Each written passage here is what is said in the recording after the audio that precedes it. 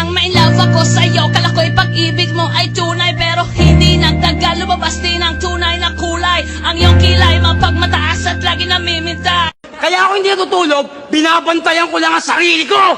Pag ito kalaban ko, kailangan ko ng kopi ko. Pag ako kalaban mo, kailangan mo ng koti ko. Huwag kang ipokrito. At tagal kitang niligawan pero na-friendzone mo lang pala ako! Mahina! Mahina! Kaya lumayas ka, Dre! Lumayas ka, Dre! Huwag mong hintayin sinuwang pakita na malakas na uwi! Uwi! Uwi! Uwi! Feeling mo ata magaling ka, ganon? Huwag kang mag-alala, tama yung feeling mo, talagang feeling lang yun. Magpataya ka na lang ng ending, kaya ka lang naman nag-trending kasi nahulog ka sa stage. Marunong ako magsagalog pero konti lang.